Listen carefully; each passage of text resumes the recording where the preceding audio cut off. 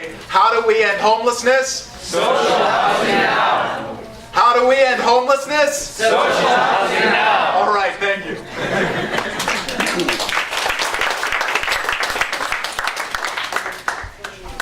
Hi, Monica McGovern. I'm the chairperson for the Burnaby chapter of ACORN. And ACORN is it's a community of, it's a grassroots community, and it's a national community. We have over 50,000 members across Canada. Burnaby has just opened their chapter a year and a half ago, and right now Burnaby has just opened theirs. Vancouver, I mean. We have Surrey, we have New West, and we have other towns. Anyway, what we do is we work on whatever the people that come in want to work on, and predominantly almost the whole year and a half, we've always had housing in the agenda. And one of our issues we worked on was the fact that Burnaby doesn't even have, what do you call it? A maintenance act. Sorry, my brain is like dead at the end of the day. We don't have a standard maintenance act in Burnaby. We have appeared before City Council hoping to sway their opinion. We've appeared on the radio, on the TV, global news with the city councilors, and everything that we try to push for improving housing, like just maintaining the housing stock that is there, is going to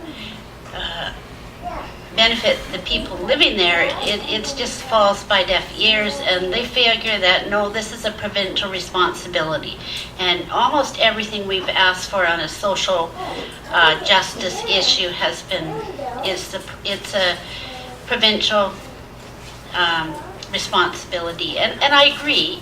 I think it's provincial and federal, and it's also a municipal issue, because if the municipalities, the cities don't want to get involved, then everything is just falling into decay. And then what's happening, especially in Burnaby, is that the city is issuing building permits to people that want to build high rises beyond the old limit, and in return they build an amenity for the city, or they have the option of giving money to the city. And if the money is given, the money doesn't go to help that community.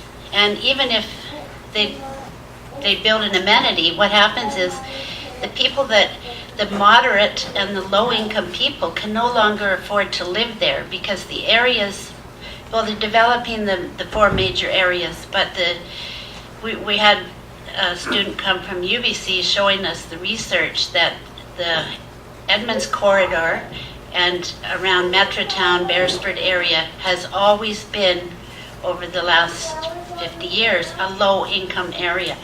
And that's exactly where they're building these high-rises, and they're going to tear down housing all behind Beresford Street, and they've already built. And the average working person can't afford, to live there. Like, some of them are like $800,000 if you want 1,000 square feet. So there's not much space for families to live there, but people that are living here, this is their community. You've got your seniors, you've got your people on disability, you have your families. This is their community. This is where they've grown up, or they've lived for many years, and now they're being pushed out. And they're going to Surrey, and they're going to be going out more to Abbotsford. They're going, getting pushed out where there isn't social services. There isn't the services. And the problem with Burnaby and some of those towns is that Vancouver has always traditionally had advocates. And I know they've worked really hard. They've been pushing for different social issues, and the struggle is still going on.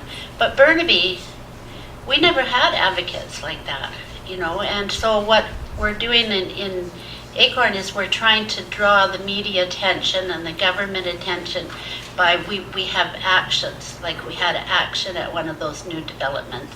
We've had actions at the landlord tenancy branch because their service has been cut, places, there's hardly any left. And when they do get, a tenant actually wins something, that yes, the house is falling apart and there's rats and this and that, and the city, the resident, tenants might say, yes, we order you to fix this, but there's no follow-up, there's no collection on that. What happens is the people living there, the only option would be to take them to court, which of course they can't afford the court card charges. A lot of them can't afford even the filing fees for the residential tenancy branch. They don't realize they could actually get it back. But anyway, just dealing with the housing stock we have and making sure that it's maintained so it's safe. And that's been our big push. And our more recent push has been the anti-gentrification rallies, to look at, is the city right now, putting much money into housing? Well, they get 80 of the money they receive from the developers. I think last year they had like 10 million in their coffers. I don't know how much they have now when we spoke to them.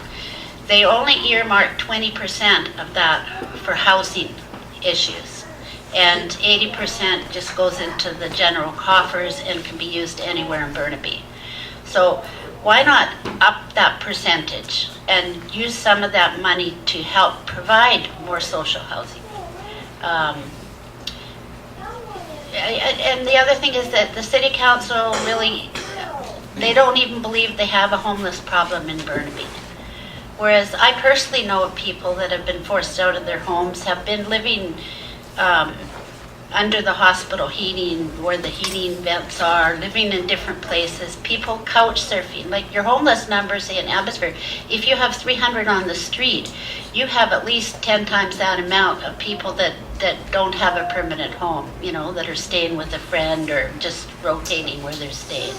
So I just think that, if we don't rally, and, we have been successful. We've had members come out. We have been successful with getting the media attention, radio attention, and I think now our campaign is to get our people out to vote and to get them to candidate meetings right now and start pushing and asking, what is your low-income housing plan, or what's your strategy? Is there any replacement housing being built for people that are displaced? So anyway, that's what we have, a common goal, in that a great majority of our issues are around housing. We've had other issues where we've rallied to get low-income internet for people. We've been fighting the clawbacks on child support from parents that get child support that are on disability or income assistance, and just anything to do with social justice. But housing seems to be the major issue that our members are having, so we join your struggle. Thank you so much.